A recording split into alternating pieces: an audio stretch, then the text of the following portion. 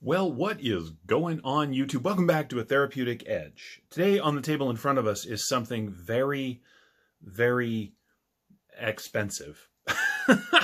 That's really what it is. But before we get started on this, two things. One, this came to me by way of Dirk Werning. He has an excellent YouTube channel. He was nice enough to loan this to me because that is the only way I was ever going to get one of these on the table to review. Someone was kind enough to loan it to me, and Dirk stepped up. That was amazing. There will be a link to his channel, and if you are not subscribed to his channel, you should be, because it's a very cool channel. He has a superb knife collection. I have a bunch of knives. That guy has a knife collection, and it is totally worth your time to check out. So check down the description. You'll see a link to his channel. This is the Grimsmo Norseman. This is one of those knives.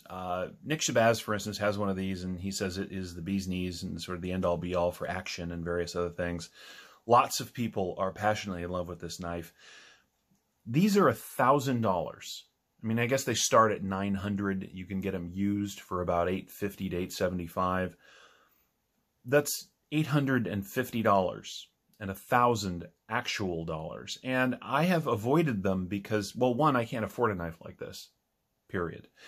And two, I guess maybe I was afraid I was going to really love it and have to get one. But that's kind of not what happened.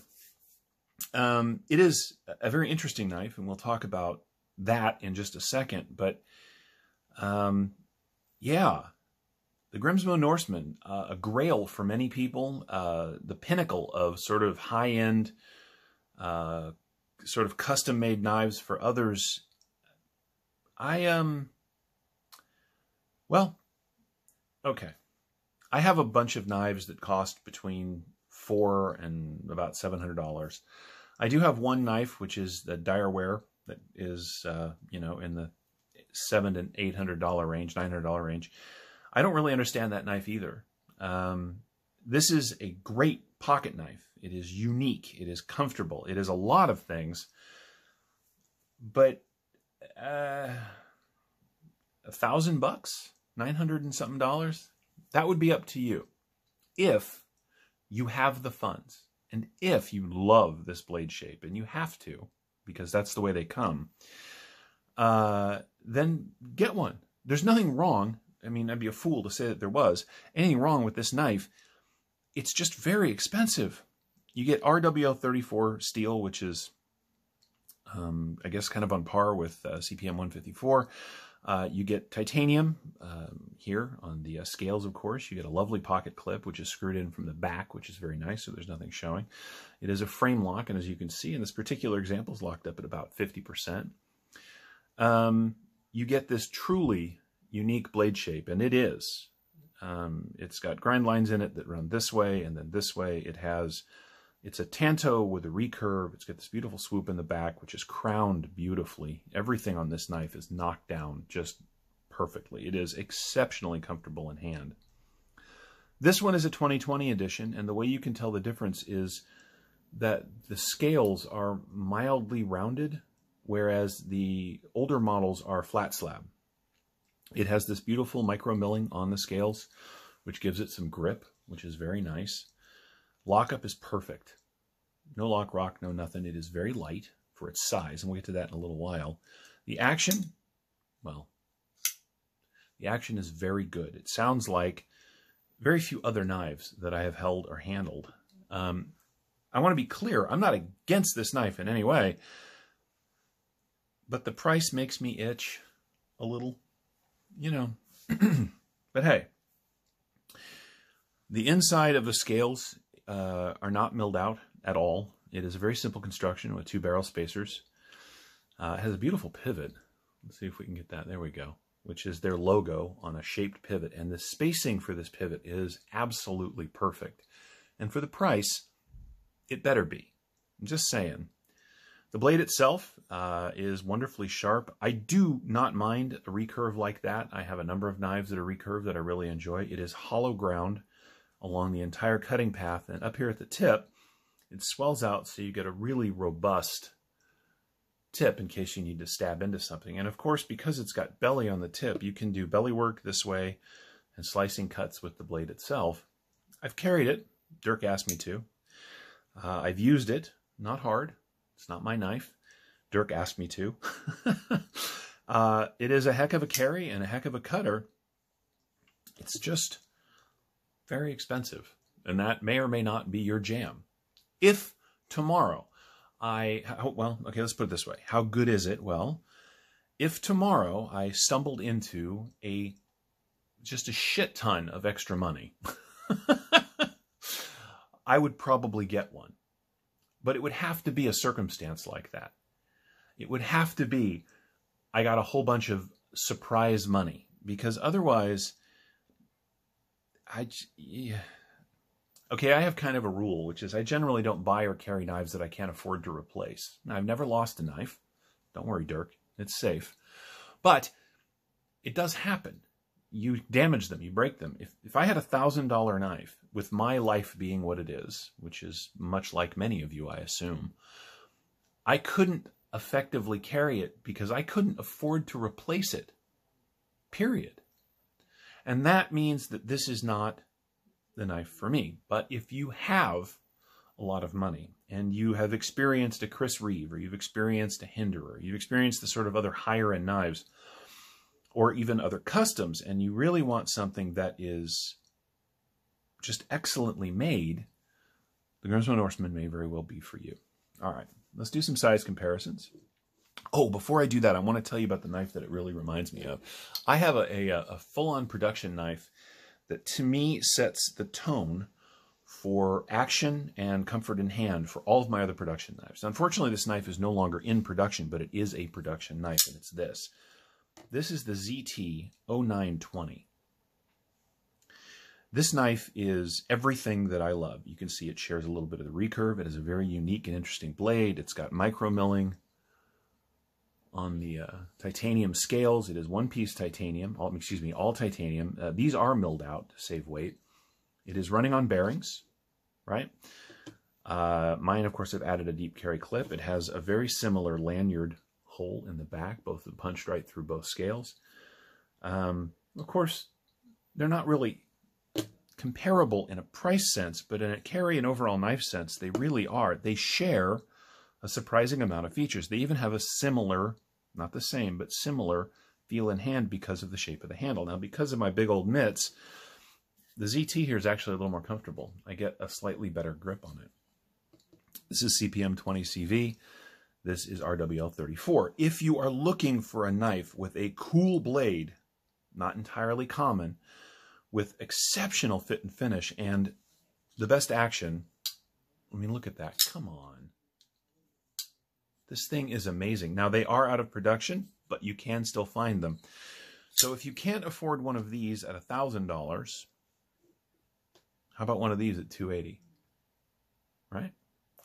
So there's an alternative for you if you're looking for, if it's just the cool factor, the unique shape, the interesting design, there's an alternative. If you're looking for a Grimsmo, nothing else will do. I get that.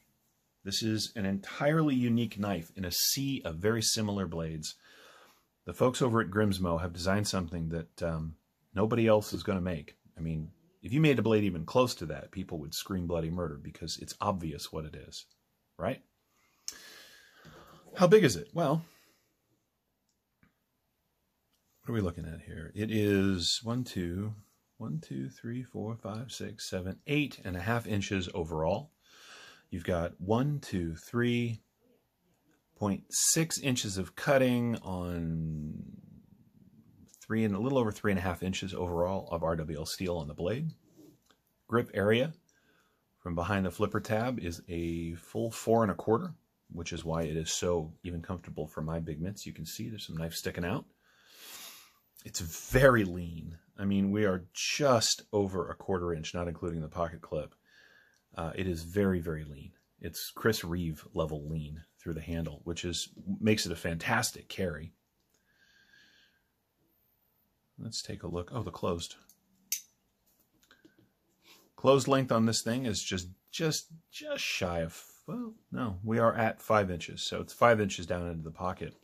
Everything on this knife, and I mentioned this a minute ago, is knocked down and smooth. So even though you do have, there's a flipper tab, it's a very nicely done flipper tab. There's a few grooves on it to give you a little traction, right? Which is very nice. But everything else is crowned. So when this thing is in the pocket, yeah, there's a little bit of an edge on this single thumb stud here. But everything else is super smooth. Pocket clip, by the way, has got marvelous ramp, good spring, and plenty of room. This fits in big jeans, no problem. And, of course, everything else very well. The screws are completely flush with this knife. Nothing sticks out that isn't supposed to. I'm telling you, the fit and finish on this thing is, well, of course, it's better than the ZT by light years. But you can see where the time and effort that goes into this thing is spent. And if time is money, and it is, it's not impossible to understand why it's as expensive as it is. It's just too expensive for me. That's okay. Let's compare it against something that is just almost embarrassing, but it is a good size comparison. Here it is against the Benchmade Presidio 2. These knives are very similar in size. The Presidio's got it just a little bit at the tail end here, and of course a little bit, just a hair more cutting. But if you know this knife, then you'll know how big that is. And of course, here it is against the Bug Out, which is a very common and popular knife. Hopefully it helps you understand how big the Grimsmo Norseman really is.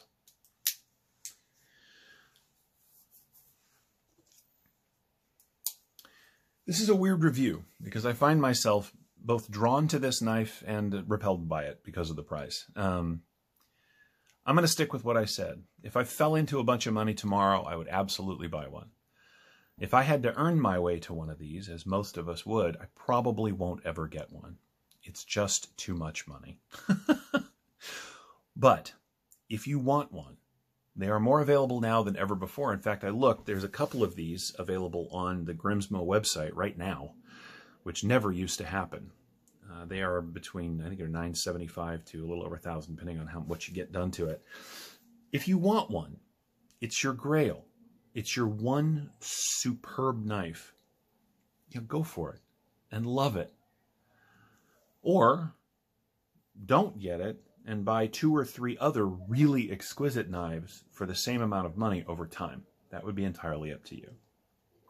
As for me, I'm going to go ahead and wrap this up here. One more reminder, if you want a very cool looking knife that is a little more available and a lot less expensive, you can always get yourself a ZT 0920. I'm just saying. Or you could get yourself 2 Chris Reeves. Or you could get yourself XM18 and a Chris Reeve. Or you could get yourself a custom. Or you could get yourself... There's a lot that you could get. But if you want this, and this is always going to be exactly what it is. There aren't others. There's nothing else like this. Go for it. Enjoy it. And I'm going to wrap this up there. Thank you, Dirk, for loaning this to me. This is one of those knives that I was never going to really understand until I had one. Now that I've had one, I know that it's not something I necessarily need to chase.